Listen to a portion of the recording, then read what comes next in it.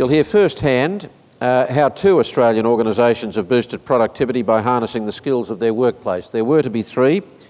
We've lost one of our panellists, unfortunately, mid-batty. But I'm going to welcome Professor Chris Warhurst from the University of Sydney Business School, who will introduce and lead his panel in discussion. Chris is Professor of Work and Organisational Studies at the University of Sydney Business School, and previously he was the founding director of the Scottish Centre for Employment Research in Glasgow. His expertise centres on skills and jobs quality. He's published more than a dozen books, including The Skills That Matter and Are Bad Jobs Inevitable? Would you welcome Chris Warhurst on the panel?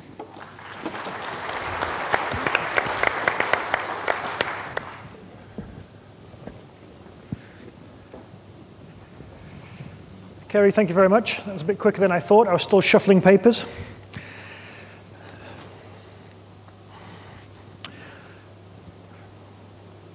As Kerry was saying, my name's Chris Warhurst, and I work at Sydney University.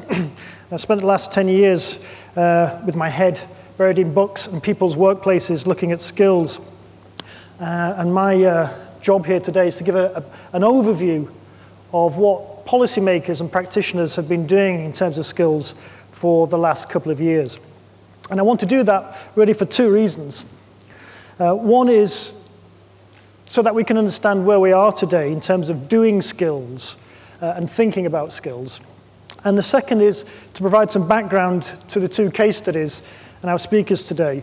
The first of which will be Cassandra Kelly, who is the CEO of Pottinger, which is a financial services organization. And the second is Maria Mercurio, who's the Chief Executive of RSPCA Victoria.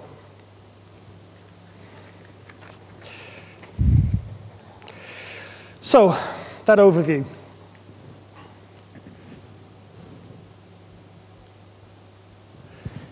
This is where we started.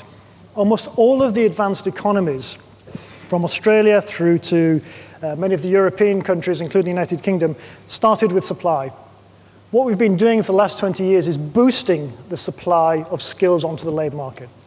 And typically that's involved expanding the number of universities and expanding the number of students onto the labour market. And that's been absolutely important, there's no doubt about that. Both for social reasons, we know that people with higher skills earn more, they've got better health, but it's also important for a number of economic reasons, which is that we believe that people with higher skills are more productive in the workplace.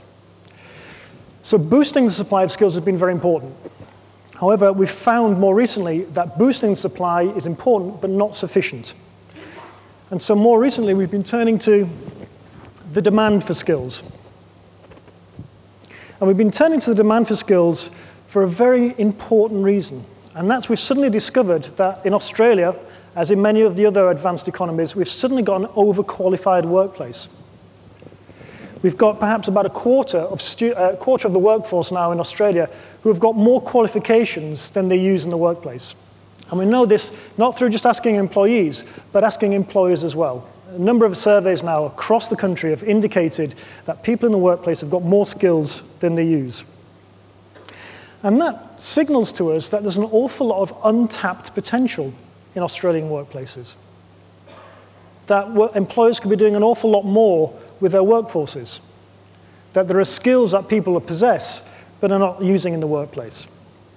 And so in the focus on demand, something very specific has occurred. We've tried to hone in on demand because there are different types of demand. There is the demand that employers have at the point of hire. Has this candidate got a degree? Has this candidate got school-level qualifications? If they've got the degree, we'll take the person with the degree rather than the school-level qualifications. So there's that point of demand. But there's also another point of demand, which we're finding increasingly more important, which is skills utilization. In other words, what we want to be doing is trying to find ways in which people can make better use of those skills. In other words, if you think about it this way, employers have got an awful lot of skills in the bank through their employees, but they're not using them, they're not spending them effectively. And what we need to do is to find better ways in which those skills can be used. And skills utilization has become the new policy mantra across the advanced economies.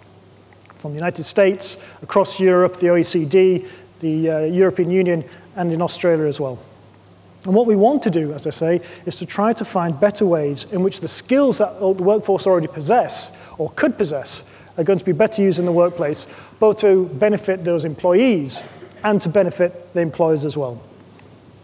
So we figure that if we can find out what skills utilization is and how it can be best affected in the workplace, we can tap into some of that potential. And we know that as the coming years roll through in Australia, the economy might start tightening, and if we can start using some of those skills, we might maintain our competitiveness. Now,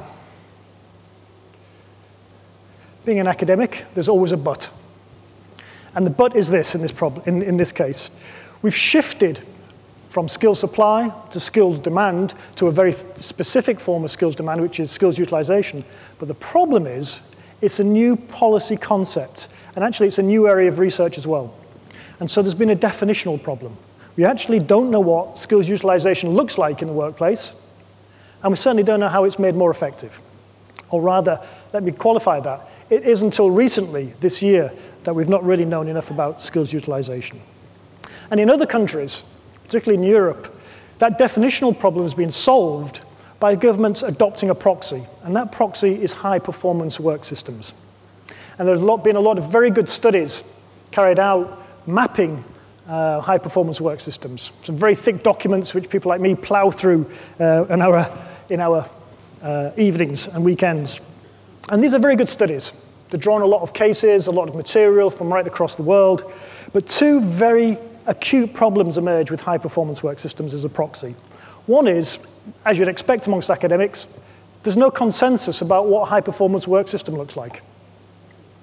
Some people say there's a list of up to 21 things that indicate what a high-performance work system is. Some people suggest it's a bundle of things, a bundle of practices, and then there's a debate about how many practices and how many bundles. So it's actually not clear what a high-performance work system is. And even in some of the better research on high-performance work systems, it's not clear that high-performance work systems include skills utilization. Certainly in Houselid, who's an American, who's probably one of the leading thinkers on high-performance work systems, he focuses on training, i.e. skill formation, rather than skills utilization. So on one level, although governments and academics have been using this proxy, it's of limited use. But that doesn't mean to say that we have to throw the baby out with the bathwater. And there's been some very good work by Aileen Applebaum and Rosemary Batt in the United States on high-performance work systems. And one of the concepts they pull out is this thing which I've acronymed as AMO, which is ability, motivation, and opportunity. And what they've been looking at in what are termed high-performance work systems in the United States are these three concepts. And together they've been looking at them because they suggest that it encourages employees to exercise what they call discretionary effort, what you and I might call going the extra mile. And these three things, ability, motivation, and opportunity, are very important. Ability is workers having the skills to be able to exercise them. The motivation is precisely that. Under what conditions are employees encouraged, or do they encourage themselves, to use that ability? Well, it may be, for example, in trying to keep the company competitive during difficult times. It may be something much more mundane, which is an increased share of the productivity gains. In other words, higher wages. And in terms of opportunity, Applebaum and Batt suggest there are particular working practices and particular managerial practices which offer workers the opportunity within work to be able to exercise those skills. And this work is important because it clearly links supply and demand. The supply is that ability, making sure you've got workers who possess the right skills, and the demand is under what conditions within the workplace do people use those skills. In Australia, we've been a bit more ambitious. We've moved away from trying to find a proxy to try and tackle the actual problem, which is, what is skills utilization? And Skills Australia, before it became part of the Australian Workforce and Productivity Agency, undertook a mapping exercise. And as I say, it's a very ambitious mapping exercise. It tried to pull together all of the research, including that of Applebaum and Batt, to find out what do we really know about skills utilization. And they've developed a framework for conceptualizing skills utilization. In other words, what does it really look like and how does it operate? And they identified 4 key facets. One are the triggers. And those triggers do exactly what they suggest. Under what conditions do employers start thinking about skills utilization? And they suggest there are two. There are those triggers which are internal to the company, things like recruitment and retention problems, skills shortages.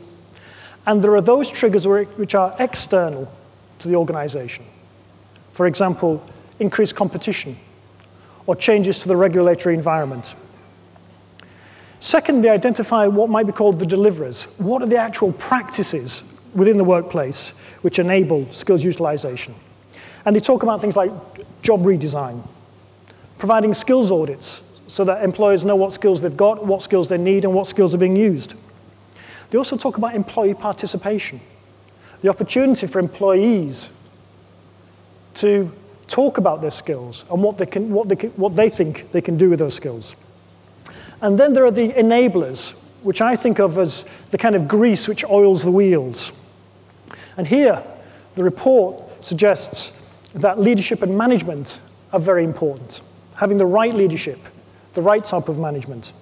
They also talk about organizations having the right culture that fosters employee participation, cultures which allow people to use their skills.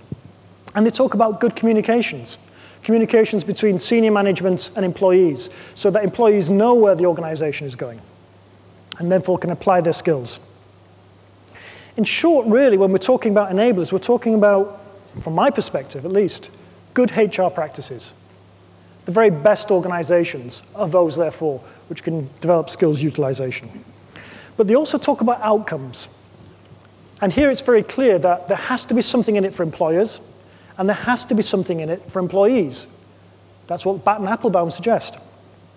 And in terms of what's in it for employers, the research conducted by the agency has suggested that for employers, retention can be improved, there's better employee engagement, there's greater innovation in workplaces, and productivity can be boosted.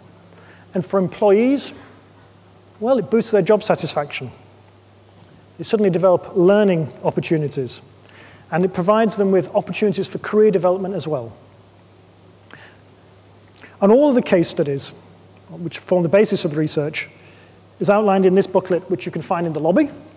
And this is, if you want to think about presents for your family and loved ones, this is the thing to pick up. It's free. They'll never know that. And it outlines a number of cases, about a dozen cases, that Skills Australia went out into the field, right across Australia, across the different states, across the different industries, welfare organizations, the private sector, public sector, and used this framework to find out what's been happening in Australia, and have developed a series of case studies of what they regard as best practice. And in different ways, the two case studies that we're going to hear today draw on some of that best practice and illustrate the operation and benefits of that framework. And the first person who's going to come up and talk from Pottinger is Cassandra Kelly. Thank you very much.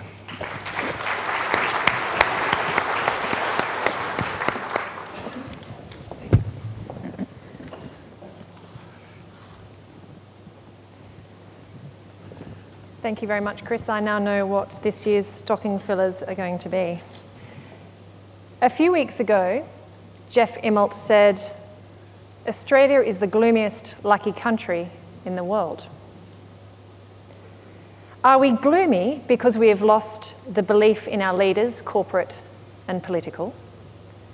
Or are we gloomy because we fail to see the opportunity before us? Or are we gloomy because we've lost perspective? If Australia truly wants to harness the opportunities, then it is in our collective interest that those who are in a position to influence the choices and the paths that we take are well equipped to do so. So what are the qualities of a leader in a more complex world?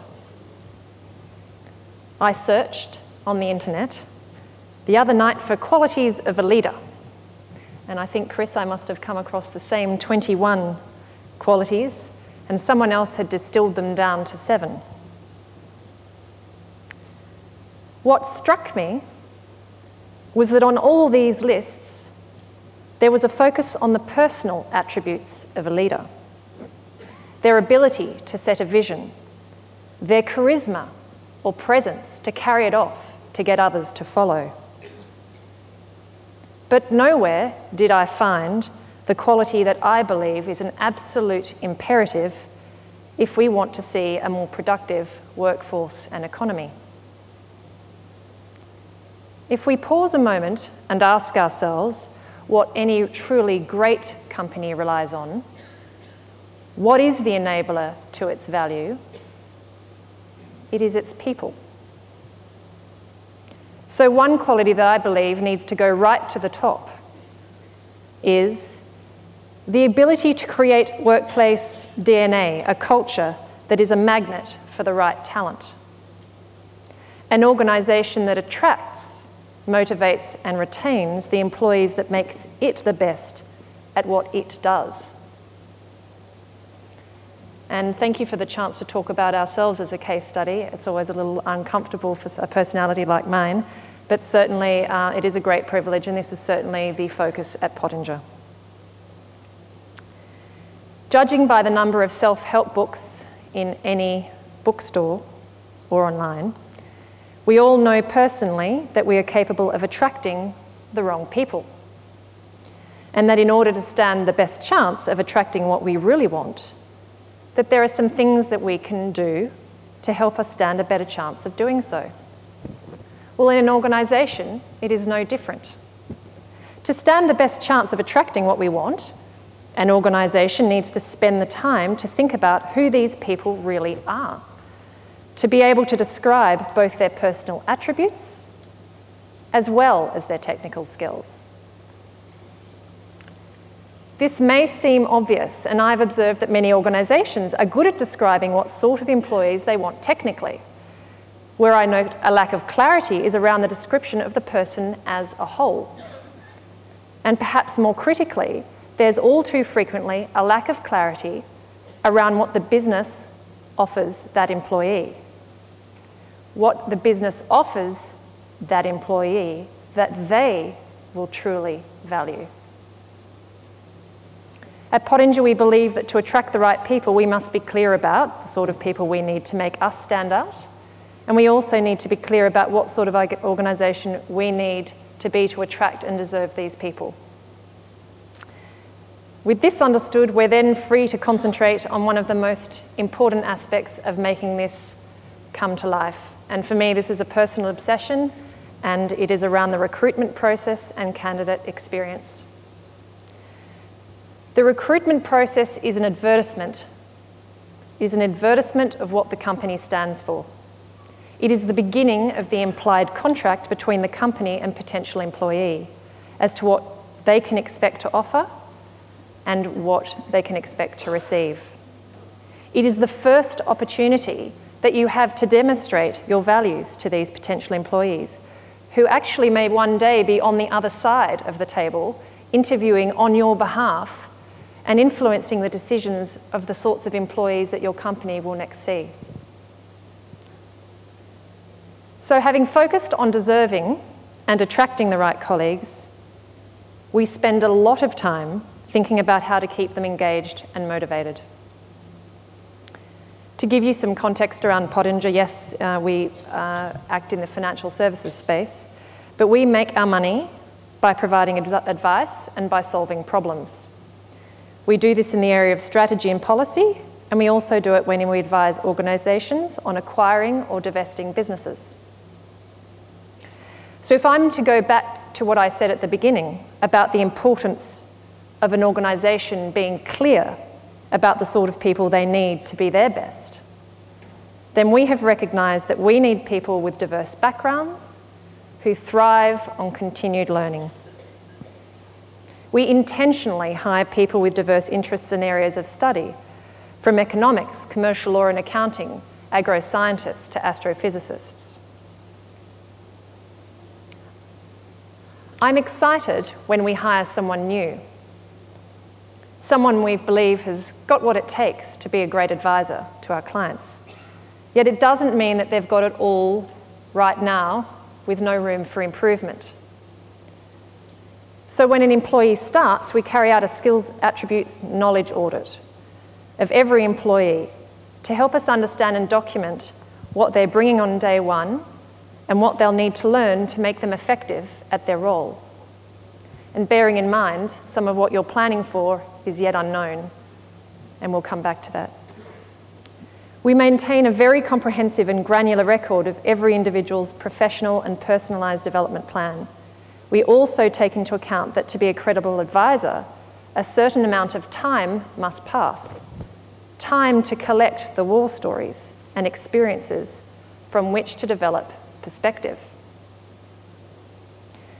So we also track an individual's capability in any area over time, and we compare this against the desired proficiency level. So we have a long assessment at the end of the year. We compare notes, we look at somebody's review, we look at the scores and the comments that they make for themselves. We do this blind. I don't see their results before we give ours. And then we sit down together and we discuss it. And it's very important that where there are variances that they are discussed, because it is entirely possible that one or the other has not got a necessarily realistic view of where they're at, or that somebody has forgotten to include a piece of experience or didn't realise that that's quite what you meant by that type of experience. This information is used to drive training and development plans for the year ahead, which we then review midway through the year to check we're actually following up on what we said we were going to do to develop a certain area. We find if we don't do this, the same development area may turn up the following year, and this is very demotivating. Employees look forward to these reviews. They sound cumbersome, but instead of looking for deficiencies, we're looking for capability. So this is how we keep track of professional development. But simply keeping track, it's not enough. The more important part is being very clear on what to keep track of and what you're going to do to develop any individual. It's the customization, it's the investment in the people as a whole that we are really proud of. For example, when an analyst first starts, nurturing their confidence is really important. There are practical things you can do, the way that they present, their voice, the way they shake hands. There are more delicate issues like emotional coaching, and I guess this is an area that I think we do quite well. We spend quite a little bit of time looking at, we look at something called core beliefs. I know other organisations use other ones. We found this works well for us. Sort of, where does someone default to when they're under pressure? What's their natural tendency? What's driving their core beliefs in themselves? The ability to stop someone the other day when I noticed that we were preparing for a pitch, and because they're an analyst, we don't stick them in the back room. We don't call them model monkeys. We hire people that want to be involved from day one, that we're not going to be embarrassed or fearful when they open their mouths. So this analyst has been with us 6 months and had to be part of giving a presentation to a potential client. And I could see at one point in the presentation, he demonstrated through his body language that something was very upsetting or wrong. At the end of the meeting, during the meeting, managed to get through it, and he redid his part extremely well. I called him to stay back to discuss something at the end, and that's when we talked about, do you remember that feeling that you had? And he said, no, I don't know what you're talking about. I said, do you remember if we rewind back to this period, you said the following words? Oh, yeah, no, I remember that. I said, do you know what happened to you when you had this feeling? No. I said, well, this is you pulled your hair and your face went red and you're going to, rocked back on your chair. Oh, goodness, I didn't know I did that. I said, no, that's fine. I said, but do you know what is the feeling you had? I said, was it fear? Yes, I was frightened. I was frightened I was going to let us down. I was frightened I was going to do a bad job and I'd lose us the pitch and then I'd have cost us money. And I said, okay, having fear, the feeling of fear is fine. Let's acknowledge the emotion. We can spend thousands of dollars as we're more senior trying to get to this very simple understanding that emotions are okay. Acknowledging them is okay. So for me, it's that kind of emotional coaching that you can give along the way that I think makes a difference in a high-performing team. So professional development is a way we can motivate our staff, but we believe it's our organisational DNA culture that drives true engagement. Everyone recognises that it's their responsibility to bring on each other. It's in everyone's interest that we're strong as individuals because it makes us a higher performing team. We are all students and we are all teachers. A couple of other examples aside from what I've discussed so far. We have a morning huddle, which is where we get together and share news that we might find interesting, whether directly or indirectly related to work. Could have been a discussion you were having with a friend on the way in. It could have been something from a dinner party the night before. It could be in the news. We have what we call the oven, which is a wall where people can post up anything in particular that they just think is interesting, where they might want to encourage discussion. Every so often we will actually formally stand around this in case we haven't had the chance to discuss, or so that we can circulate and percolate the ideas. And this, I think, gives us an opportunity for people to work on the business as well, and you hear about that mantra a lot. We have thank you notes where we just have them pre-printed to remind people how it's very easy for us just to say, oh, thanks. But there's often not a lot of understanding or meaning for it for the person receiving it. So thank you notes that are pre-printed where you say thank you to so-and-so because, so explaining why that action or the thing that person did mattered to you, because the assumption that we make sometimes on the other side is incorrect. We have formal knowledge sharing sessions where staff, irrespective of their level, present on something and share it with the rest of the team. But importantly, we have informal knowledge sharing. And this is a really important part. And the fact that it works well is really because I think we have an environment where learning is an organisational priority. An employee in this environment will regularly and entirely unprompted think, well, that's an interesting news article, or that's an interesting thing I just heard about. I might just jot down in an email in a couple of hundred words what I think about it, or I think I've just learned a skill over here that might be really useful. I'm just going to let people know that I'm going to do a presentation on it tomorrow at 9 a.m. if they want to come and have a look. This responsibility to share knowledge is embedded in our culture. We measure people on their effectiveness of doing it, and people are rewarded for doing so. Otherwise, frankly, I think it's a blunt instrument.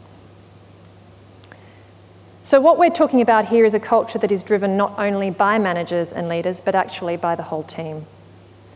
To really build a culture of engagement takes a lot of work, but the results are worth it. You get to work with colleagues who are highly motivated, more productive and creative, and we believe we are building a business that is more sustainable. So having attracted and hopefully motivated your employees, you'd surely like to retain them. And an organisation should start by being honest about whether it's able to accommodate an employee's growth and development. Is there actually a structure in your organisation that allows someone to change roles? If not, let's accept that an employee will leave in order to find that opportunity. The other thing we have to question is how realistic we are about retention. When you have really great people, you might need to accept that they will move on no matter how good your proposition is, because they are looking for something new. They're looking for something different, and something you simply can't offer because it's outside of your product or service offering. To be a good employer is to understand this, to understand that there are such people and that the best we can do is to leave these people as advocates of our business and to be supportive of their future endeavour. To be a smart employer is to identify these inevitable levers and to nurture them while you have them. To understand what it is that they offer the organisation that you would like them to leave behind as a legacy. This is easier said than done, and I can tell you that it's very hard to accept. No one really wants to lose an employee that makes such a valuable contribution. But there are employees who, if given opportunities to grow and develop, will actually want to stay. We can each come up with ideas for team outings. We can give out gift vouchers. But mostly, people want to stay because the workplace culture fits with their own values and because they feel appreciated and supported, and for some, because they feel very stimulated. So thank you very much for taking these issues seriously. I've heard some of the discussion from previous panels. To me, I feel a sense of urgency. We all know that Australia is heading to increasingly challenging times, but also into times of wonderful opportunity. If we don't want to squander this opportunity, then we all need to play our part at building a workforce that is more agile, productive, and resilient.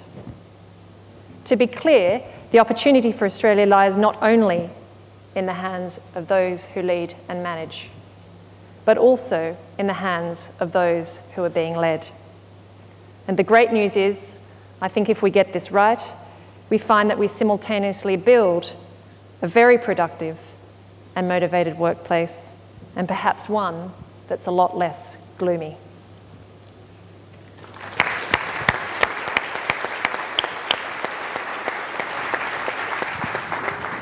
Cassandra, before you leave the lectern, can I ask you one question? It's a very simple question.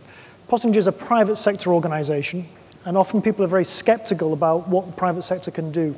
What would be your take-home message from your experience at Pottinger? Look, I think I'm surrounded by people who are quite expert in this field, and I think, I hope a lot of you are hearing and thinking, this isn't rocket science. So my take-home message is, this isn't rocket science.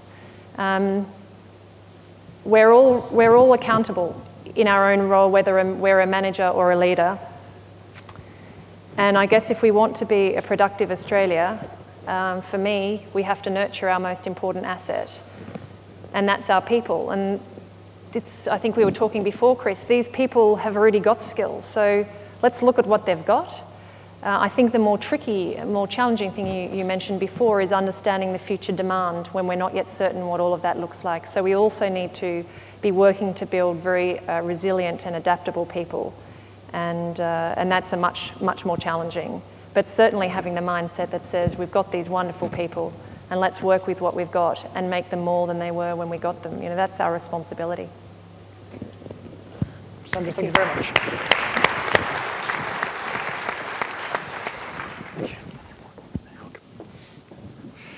Just before our second speaker comes up, I've been noticing a couple of some of the tweets which have been going through there, and one was on what institutions can help skills utilization. And I actually think it's a very good question. I mean, we've tended to emphasize universities and TAFEs and a range of colleges, but really those institutions are the ones that can develop skills. Well, hopefully they can develop skills. But actually, the other institution which we sometimes forget, and which is why these case studies are very important, is the institution of the firm itself. What happens inside firms matters. As Cassandra has been saying, trying to build a nurturing environment where people feel valued at Pottinger has been very important. So our second speaker is Maria Mercurio from the RSPCA in Victoria. And hopefully I don't have to introduce what RSPCA does down in Victoria. Hopefully you know what, it was useful for me to suggest, or to say that Pottinger was a financial services, but hopefully we all know what the RSPCA does. So without further ado, Maria, can I ask you to come up to the podium?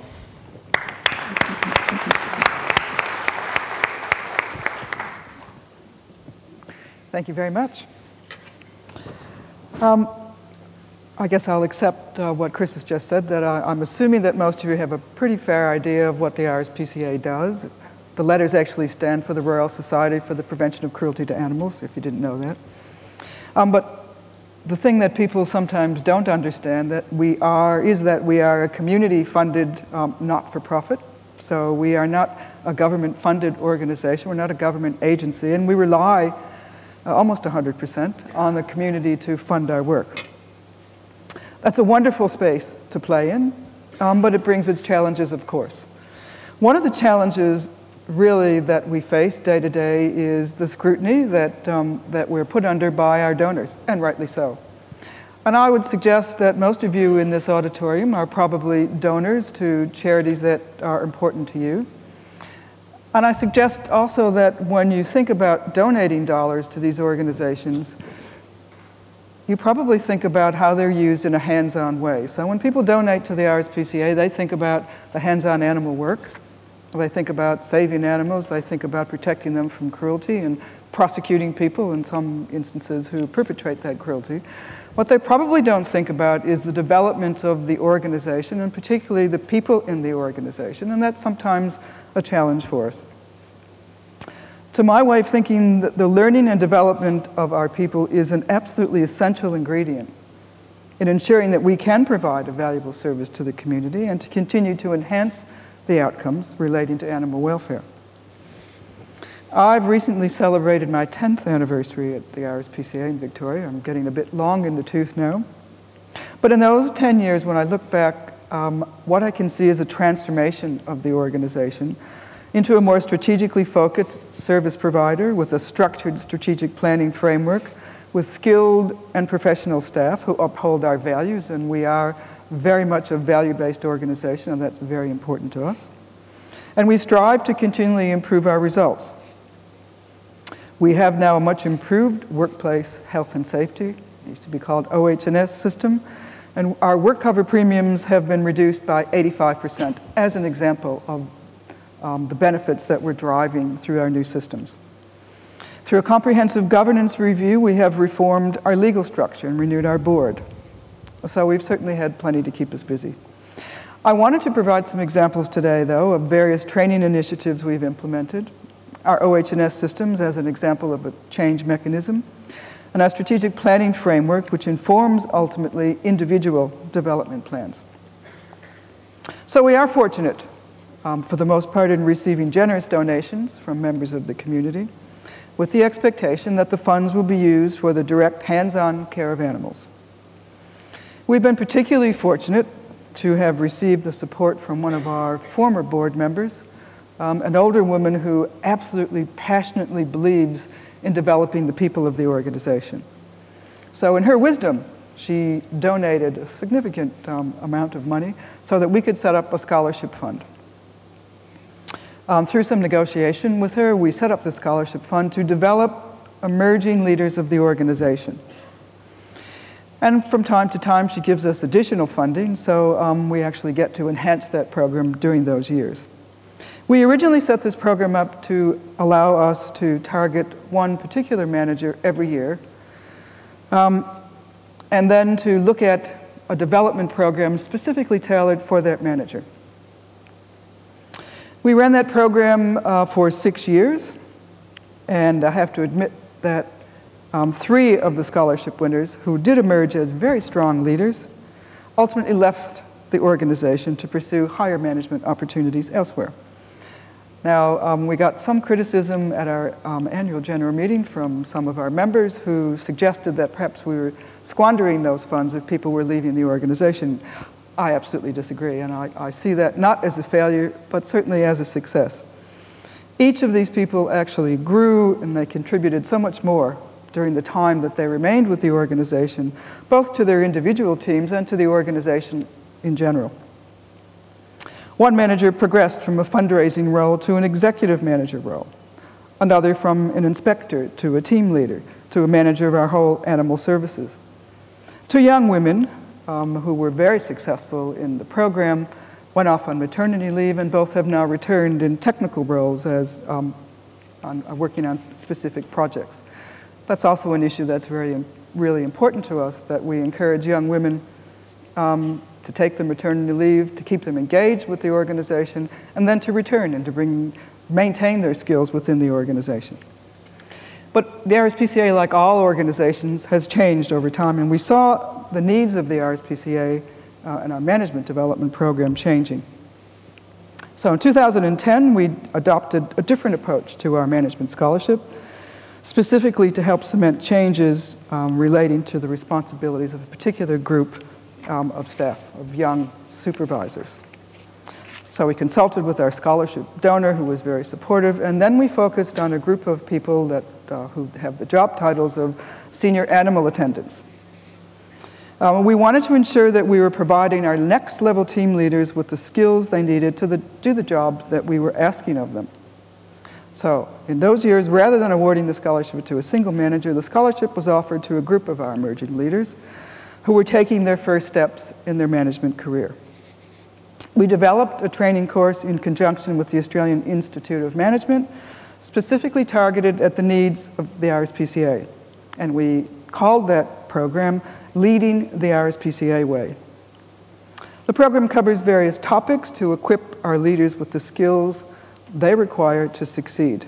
For example, the role and function of a supervisor, overcoming communication barriers, leading a team, motivation and team performance, coaching for skills and performance, and development of a preferred leadership style. One of the participants in the course, which is now in its 3rd year, just as an example, said the following about what she took from the training. She said, "Being quite new to a supervisory position, I found this opportunity to be enormously beneficial. I was able to learn a great deal about various management techniques, how to utilize my skills to develop my own management style, and gained a lot of self-confidence as a supervisor." Over the years, the scholarship has grown, with the last program enabling 9 of our shelter supervisors from across the state to travel to Melbourne to participate in the course. These supervisors day-to-day work in very busy and at times very challenging environments. The program has helped them to continue to build their current skills and promote consistent leadership and development across all of our shelters around Victoria, and there are 10 of them. The program was designed to encourage participants to determine new ways of working to achieve our strategic business plan. But the program doesn't stand alone. It also encompasses a mentoring partnership for all participants designed to assist the transfer of knowledge between employees who work across different functions of our organization. So every one of the graduates of the scholarship program are assigned a mentor within the organization to help them to continue to develop their skills. The scholarship program has also been coupled with internally designed training, which targets such things as recruitment and selection training, performance planning and review training, in addition to training associated with return to work of employees in the event of workplace injury. Following their participation in the program and having positively engaged in a mentoring partnership, our managers have been able to use what they have learned and apply their knowledge to effectively enhance our operations. One of the managers who participated in the course has proactively redesigned the work structures and workflows within her business unit to ensure her operations are running more effectively and efficiently and at a lower cost to the organization. She especially needed to coach her direct reports to take on more accountability, to lead our customer service teams and ensure the success of the change. We anticipate that the customer service coordinator, one of her direct reports, will soon also participate in the scholarship program in the coming months as another emerging leader of the organization. In addition to this management and leadership scholarship program that I just described, we also negotiated with the family of a particular bequester to convert the proposed donation of equipment for our vet clinic into a scholarship fund for the training of our vets. This scholarship provides our vets with an opportunity to undertake specialized skills training in areas that will enhance our ability, especially in the area of shelter medicine. One of our senior veterinarians recently undertook studies in small animal surgical skills. He did a 10-month distance education program that he completed, supported by local specialized animal surgery practitioners, in addition to relevant rostered surgical shifts to provide an adequate surgical caseload to enhance his studies. Right across the organization, we have also used OH&S as a change mechanism in the early days of our change management plan and have been very successful in engaging our staff in helping to create a workplace where they feel safe. Heightened awareness and abilities in relation to managing workplace risks and injuries have been other areas of focus, resulting in significant improvements in our practices to ensure the safety of our people. This has in turn resulted in significant reduction to our work cover premiums that I alluded to earlier. Taking a holistic approach to safety, ensuring appropriate processes, guidelines, and procedures are in place, supported by training and awareness-raising activities, has provided staff and managers with the tools they need to effectively manage safety and to help create and maintain a safe working environment. In 2010, we worked to develop our strategic planning framework, which incorporated input from all levels of the organization. Staff individual performance plans are formally linked to business unit and departmental plans to ensure that we can meet our identified strategic objectives. The process, which is the normal process, begins with the board and the senior management team setting strategic objectives, and then reviewing our 1-year priorities, our 3 to 5 year objectives, and our 10-year measures and outcomes. These are then incorporated into our departmental and business unit plans and subsequently become the basis for individual performance plans. It is really important to us that everyone who works in the organization understands how the job that they do from day to day actually helps to deliver on our overall strategic objectives.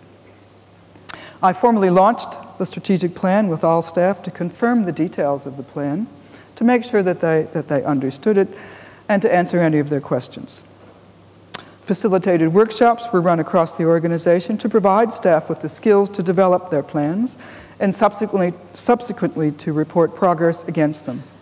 The process and the training have enabled us to keep focused on our strategic goals and have helped to drive improved animal welfare outcomes.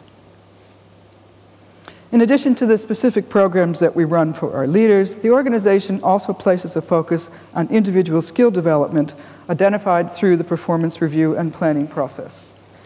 This is an opportunity for our managers and our supervisors to work with their individual direct reports to identify key specific development needs.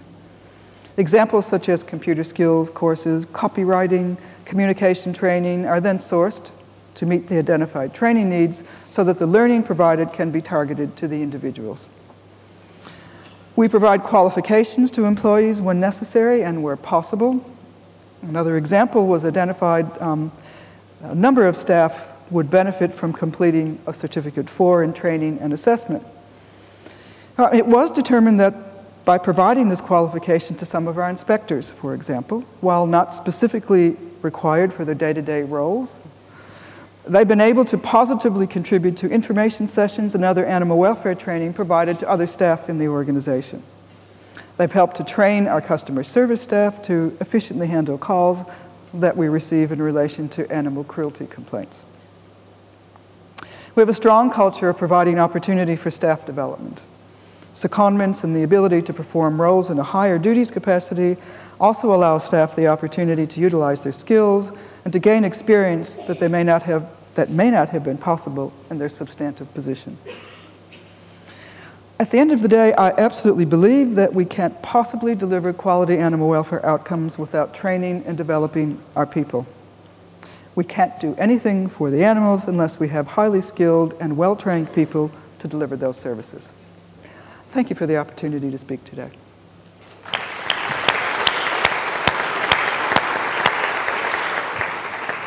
Maria, the RSPCA is a very different beast, no pun intended, to Pottinger.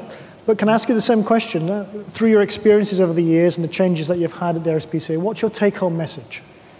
I think my take-home message will sound a lot like Cassandra's. It makes absolutely good business sense to utilize and to enhance the skills of your people. They are the organization, and not to sound trite, but they are the most important and the most expensive asset that any organization has. I also think that we need to skill up our staff, and this, again, is an important part of the culture of the organization to help them to succeed and to make sure that we don't set them up to fail. Okay. Maria, thank you very much.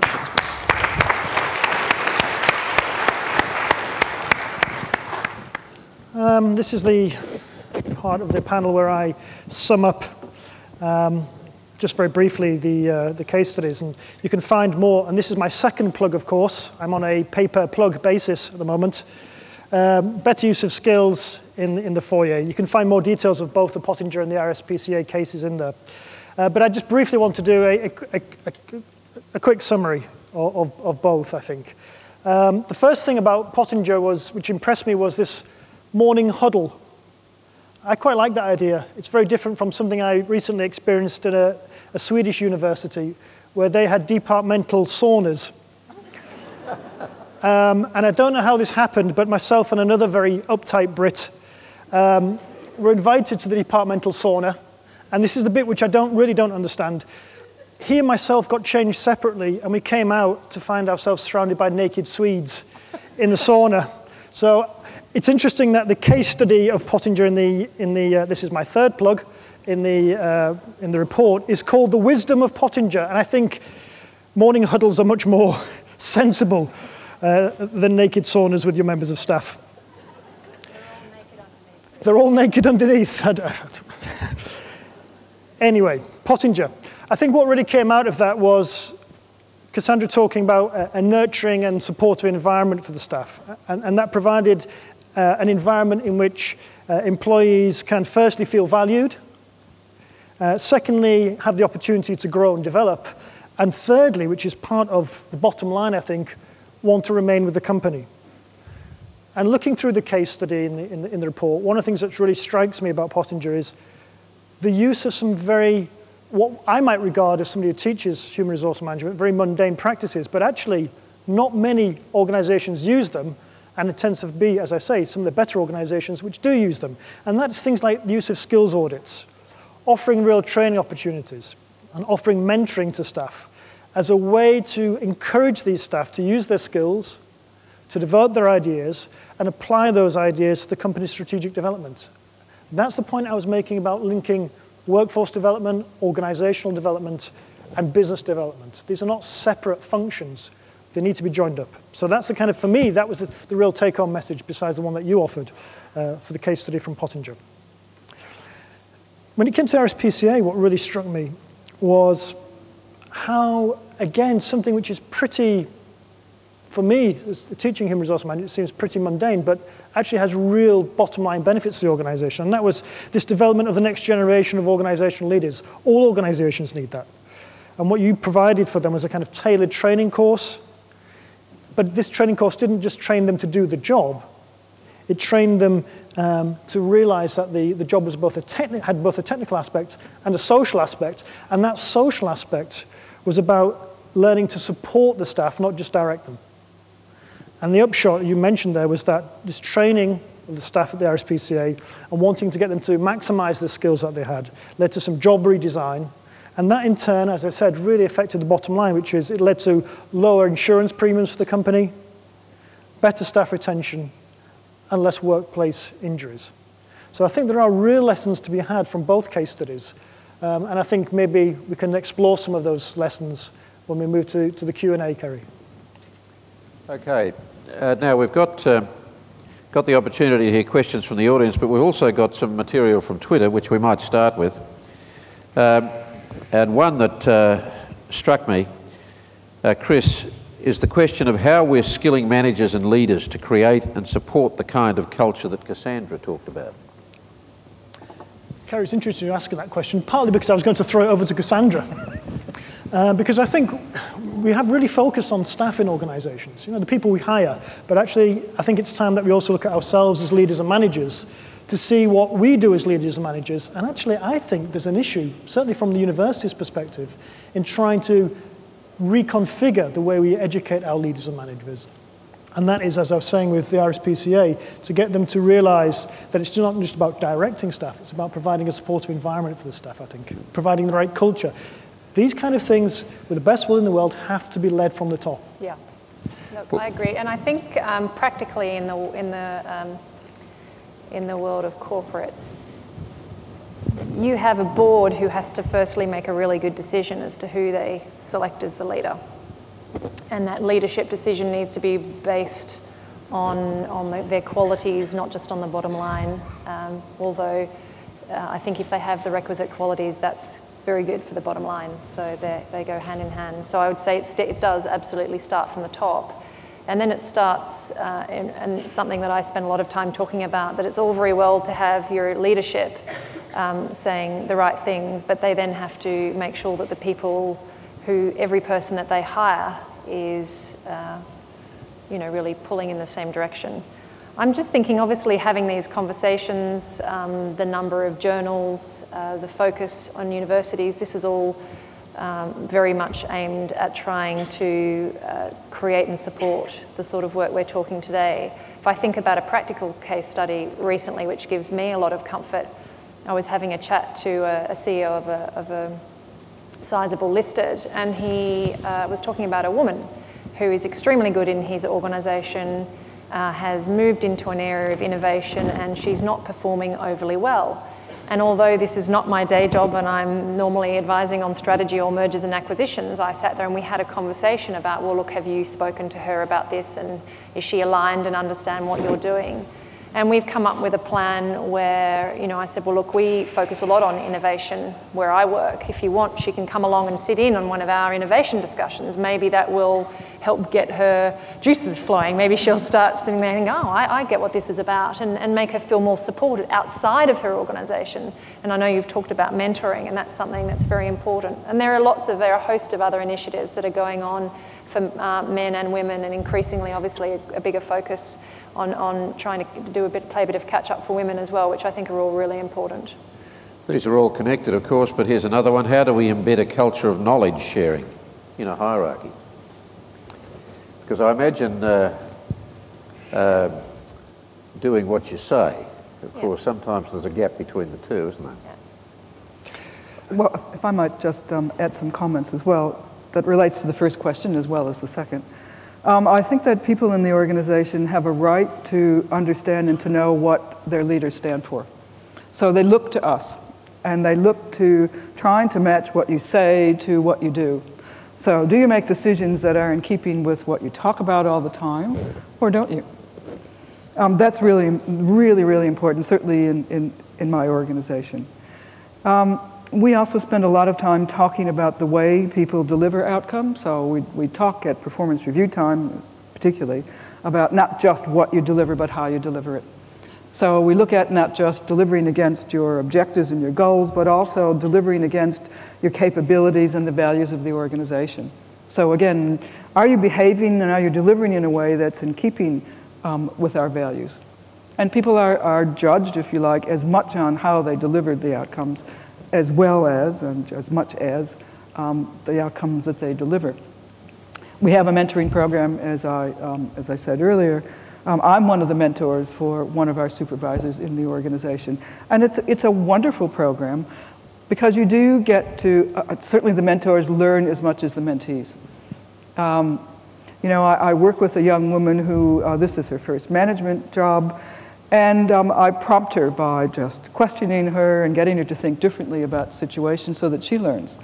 But her responses to me also help me learn quite a lot about not only her development, but about what's happening in the organization. It's a really, really valuable way to keep in touch with people, if you like, on the shop floor.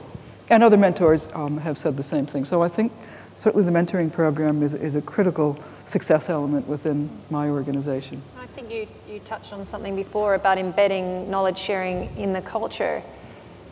I mean, I think firstly, let's explain to people what, you mentioned this before, what are the benefits? What's the business sense? Why bother? I think people are much better when they understand why you're doing something. So, you know, don't treat them as if they're foolish. Explain why there's a benefit to that for the organisational culture. And people like to understand how it's going to impact them, so why it makes it a better place for them.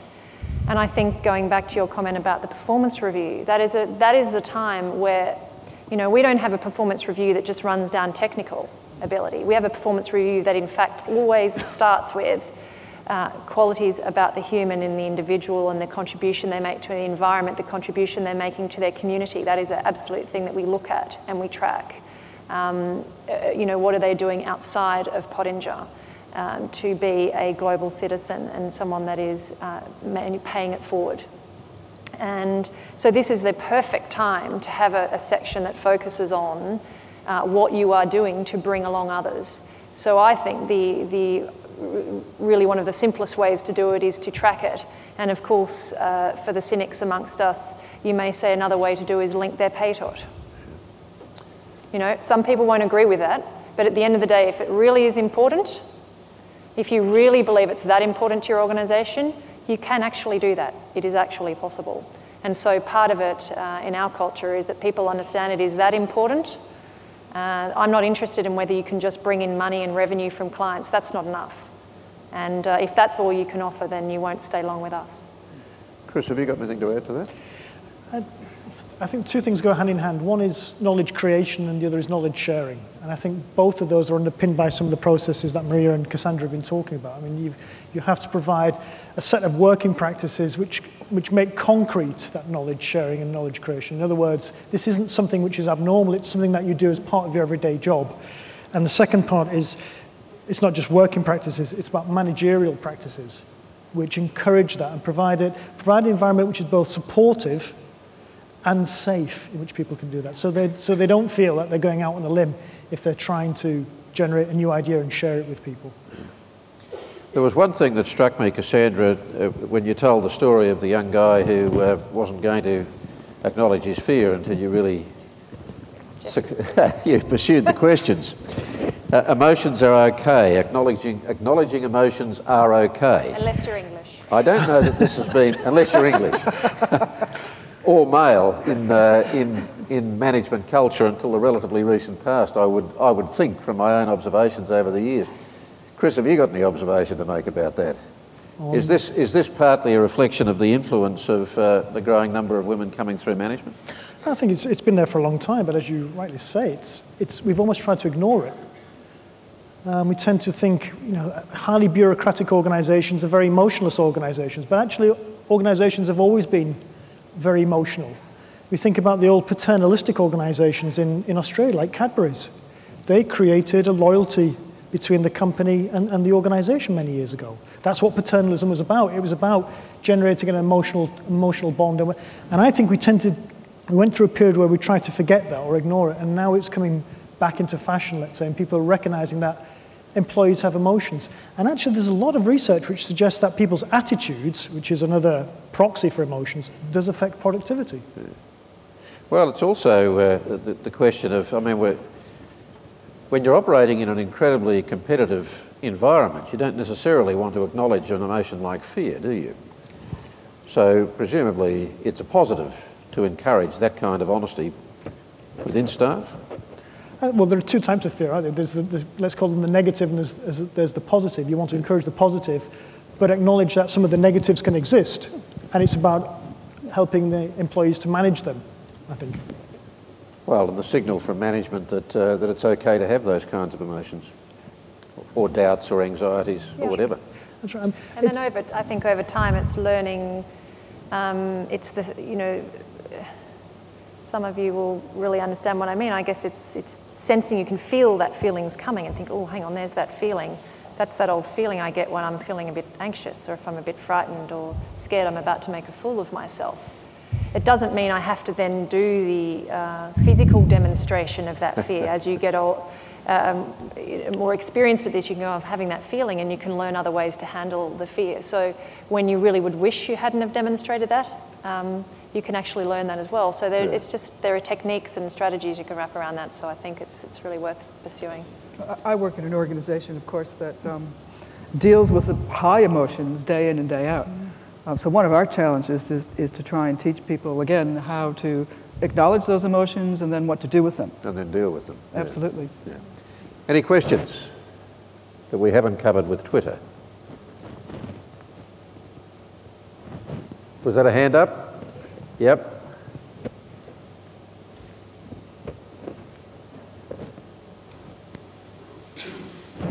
Thank you. I'm just interested to know, when both of you spoke about the mentoring programs that you have at work, whether you're actually capturing that in terms of any qualifications or units of competency for the mentor or the mentor?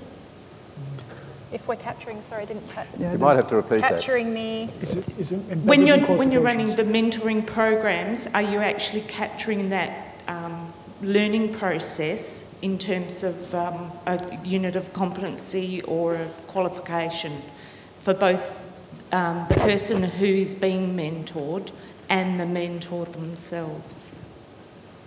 Well, certainly we do a debrief, if you like, at the end of the mentoring period, both with the mentors and with the mentees, so that we make sure that the organization learns from it and we continually improve. But we don't formally capture, I suppose, the increase in capability for those individuals, but that's a good idea. We have different, we have a buddy system, so the minute you join, irrespective of level, you're given a buddy, and the point is, so we set aside the mentoring concept, but it isn't dissimilar, so that you have someone that you can ask, or that will, it's actually, they are again expected and measured on making sure that they check in with you. And so it gives you somebody who's just with you, and that's not about whether they're more senior or more junior, but they've certainly been there before.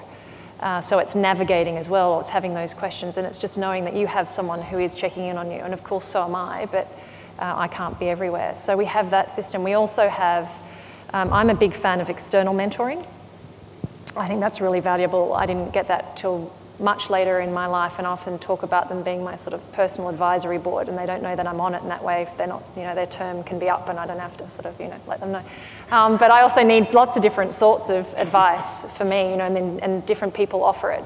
So I think that's really valuable to teach people early on to look for that and not have to give everyone a label. There are some people in this room, I'm sure, who wouldn't even realize they've performed mentoring for me. And it could be a sentence that they've used because I've been listening or observing a way that they behave.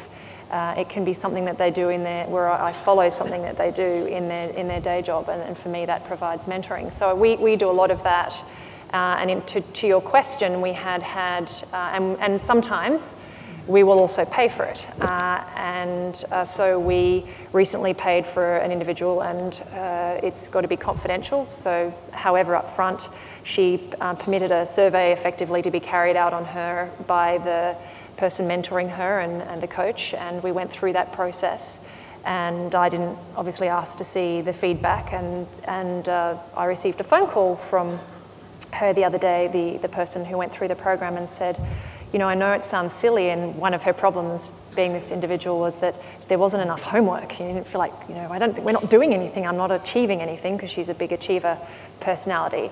And she suddenly realized that for her, so many other things have fallen into place. There isn't always something, there's not something you can type, write down that I am going to achieve this. It's the sense of calm and the sense of purpose that she's got. So that for us absolutely is something that we've noted and will go down as a really positive thing for her. And that was all about making her a better leader. And that's why we ended up paying someone, because we acknowledged that there would be something if we could unlock that would make her so much more effective. And it's been fabulous. That's a lovely case study. But I would also say that there are other mentoring programs that organisations are doing for others. So I'm involved in one at the moment where there's cross-mentoring against companies. So it's an initiative where people are coming together in groups, and they're all at an indirect report to CEO, and they're mentoring each other. And they've created an executive circle where they're going to come along and talk about each other in a confidential environment with the permission of their CEOs, and actually mentor each other. So there are lots of other ways that this can go on, and there are organisations that you can pay for that. So I think mentoring is important, and I think I like your idea of trying to capture the value of it somehow. But Cassandra, I think perhaps the ultimate solution is one that was touched on by Ziggy, and it's reflected in this question, which is the last one. Is the future one where we get mentored by the intelligence embedded in our devices? Anyone want to make a pithy comment about that? Presumably someone's... I hope not. Machine A is going to put the advice in. Choose your advisors carefully. What can I say? Look for integrity in your advice. I'd simply just hope whoever's mentoring me, if it's a machine, it's not my PC, because it seems to crash an awful lot. That's why I keep wondering about that with the driverless car. Chris Warhurst, Cassandra and Maria, thank you all very much for running this program. Thank you.